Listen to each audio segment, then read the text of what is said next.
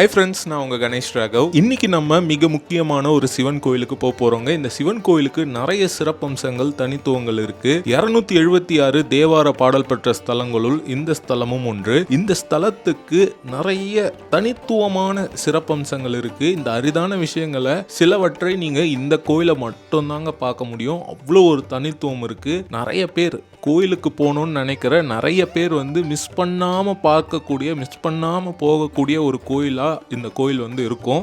இந்த கோயில் எந்த கோயில்னு தெரிஞ்சுக்கிறதுக்கு முன்னாடி இந்த காணொலியை முழுமையாக பாருங்கள். இந்த அற்புதமான கோயில் பற்றியான தகவலை நிறைய பேருக்கு ஷேர் பண்ணுங்கள். லைக் பண்ணிக்கோங்க. லைக் பண்ணுறது மூலயமா இந்த காணொலி நிறைய பேருக்கு சஜஸ்ட் ஆகும். சஜஸ்ட் ஆகிறது மூலயமா நிறைய பேர் இந்த காணொலியை பார்ப்பாங்க. நிறைய பேருக்கு இந்த கோயிலை பற்றியான சிறப்பம்சங்கள் தெரியும். இந்த கோயிலும் நிறைய பேர் இந்த கோயிலுக்கு வருவாங்க கூட. இன்னொரு தகவலை உங்ககிட்ட பகிர்ந்துக்கணுங்க.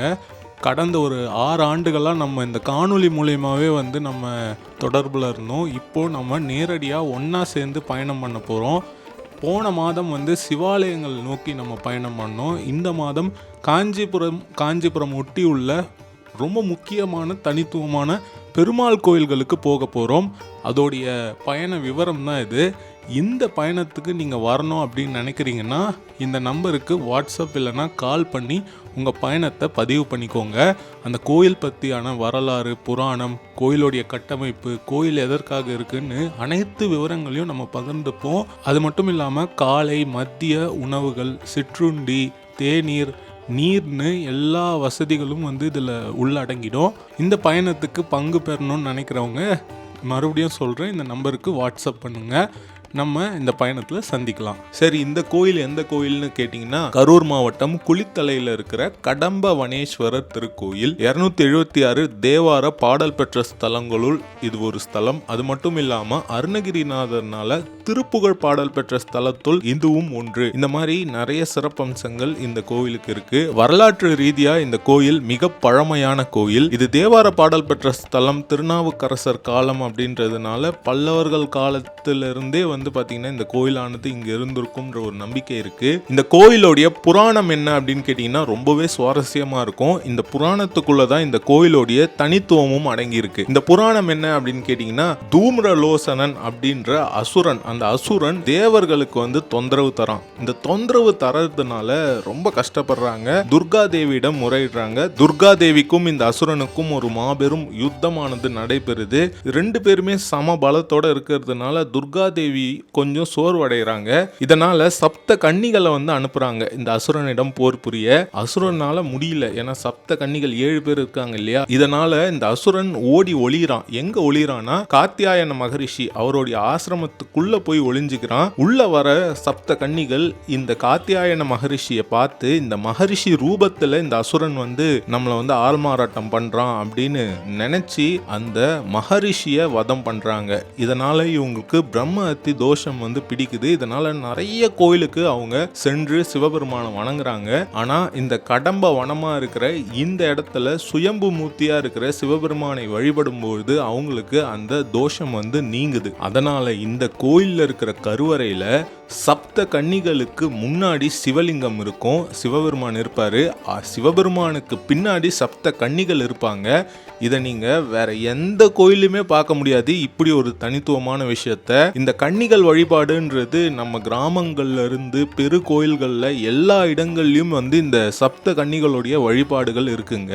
இன்னும் கேட்டீங்கன்னா 1300 ஆண்டுகளுக்கு முன்னாடி கட்டப்பட்ட கைலாசநாதர் கோயில்ல கூட சப்த கன்னிகளுடைய வழிபாடானது, அவங்களுடைய சிற்பமானது இருக்குங்க. அந்த அளவுக்கு இந்த கன்னிகளுடைய வழிபாடுன்றது மிக பழமையானது, வரலாறு கொண்டது. அந்த சப்த கன்னிகள் சிவன் கோயில்கள்ல கண்டிப்பா இருப்பாங்க. இந்த கோயில்ல கருவறையிலேயே இருக்கிறதுன்றது ரொம்ப ரொம்ப சிறப்பு, ஒரு தனித்துவம். அதையும் தாண்டி இந்த கோயில் ஒரு வடக்கு பார்த்த சிவபெருமான் இங்க வடக்கு பார்த்திருக்காரு. அதுவும் ஒரு சிறப்பம்சம். இதனால சிவபெருமானுக்கு பின்னாடியே தெற்கு பார்த்தா மாதிரி தட்சிணாமூர்த்தி இருப்பாரு. இந்த கோஷ்டங்களே வித்தியாசமா இந்த கோயில்ல அமைந்திருக்கும்.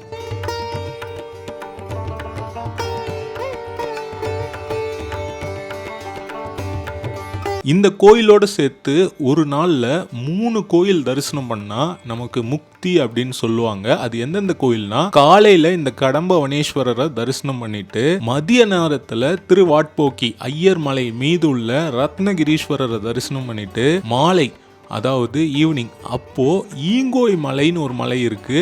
அந்த ஈங்கோய் மலையில இருக்கிற மரகதாச்சலேஸ்வரர் அவரை தரிசனம் பண்ணோம்னா நமக்கு முக்தி அப்படின்றது ஒரு மிகப்பெரிய நம்பிக்கையா இருக்கு.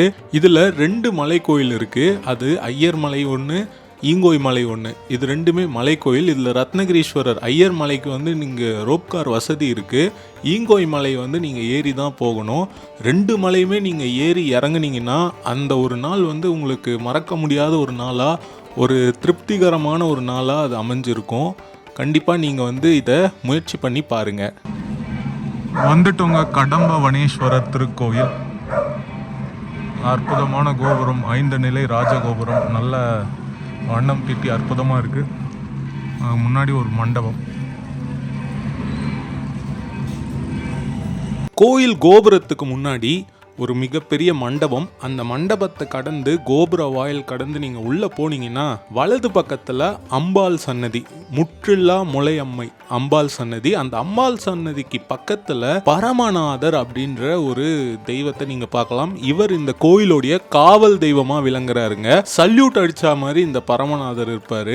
இந்த பரமநாதருடைய சிற்பமே வந்து பெரிதா இருக்கிற மாதிரியான சிற்பமும் இந்த கோயிலுடைய பிரகாரத்தில் நம்மளால பார்க்க முடியும். இது ரொம்ப அரிதான ஒரு விஷயம். இந்த மாதிரி சல்யூட் அடிக்கிற மாதிரி ஒரு சிற்பம் அப்படின்றது அது இந்த கோயில்ல பரமநாதர், இந்த கோயிலுடைய காவல் தெய்வமா இவர் இருக்கார் அப்படின்ற ஒரு நம்பிக்கை இருக்குங்க.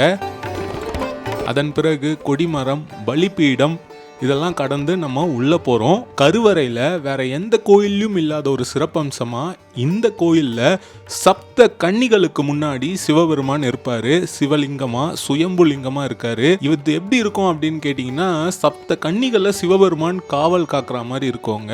கருவறையில இப்படி ஒரு அம்சம் அப்படின்றது இந்த கோயில்ல மட்டும்தான் அப்படின்னு சொல்லணும். அந்த அளவுக்கு ஒரு தனித்துவமான விஷயம். இன்னொன்று சொல்லணும்னா, இந்த கோயில் வடக்கு பார்த்து இருக்கிற கோயில். அதுவும் ஒரு மிக முக்கியமான சிறப்பம்சம். சுவாமியை தரிசனம் பண்ணிட்டு இந்த முதல் பிரகாரத்துல நவகிரகங்கள், நவகிரக முருகர், ஜேஷ்டா தேவி, 63 நாயன்மார்கள்,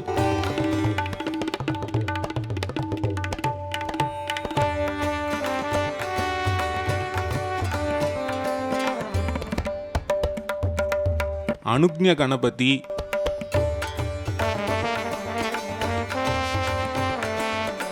ஆறு முகங்கள் கொண்டு தேவசேனாதிபதியா முருகப்பெருமாள்,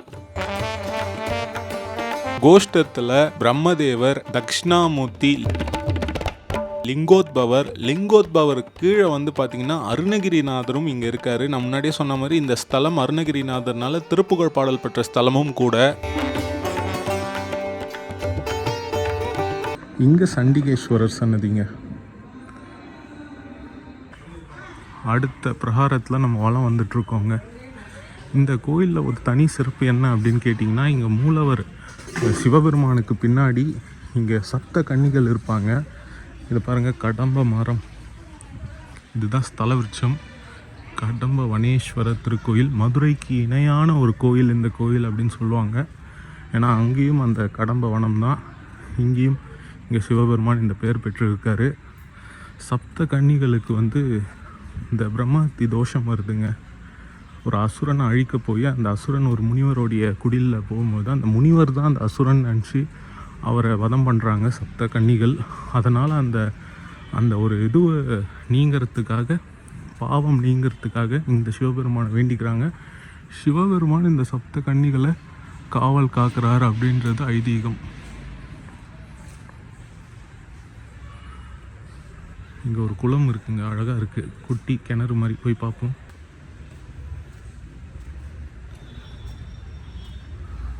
குளம் மாதிரியே படிக்கட்டு போகுது.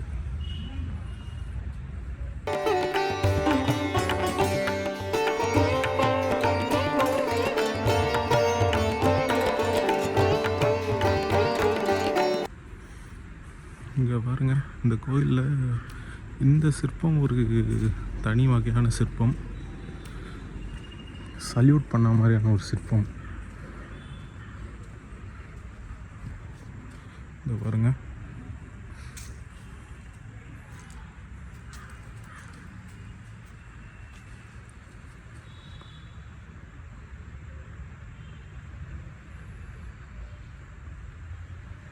இது அரிகண்டம் நவகண்டம்.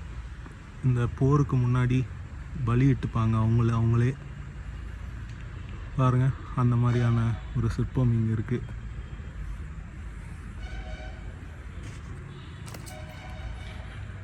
மேலே சுதை சிற்பங்கள் நல்லா இருக்குங்க.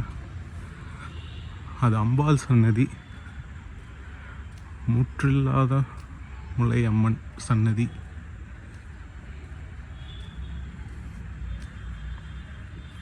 நிறைய இங்கே அந்த நவகண்டம் அந்த சிற்பங்கள் இருக்குங்க. இதெல்லாம் அந்த மாதிரி போருக்காக தியாகம், நாட்டுக்காக தன்னை தானே தியாகம் செய்தவர்களுக்கு இந்த இது வைப்பாங்க, இந்த நடுகள் மாதிரி. இங்கே ஒரு மரம் இருக்குங்க. இதுதான் அந்த நாகலிங்க மரம்னு நினைக்கிறேன். வாவ், மேலே எவ்வளோ பெரிய காய் பாருங்கள். இல்லைன்னா அது திருவோடு மரமா சரியாக தெரியல.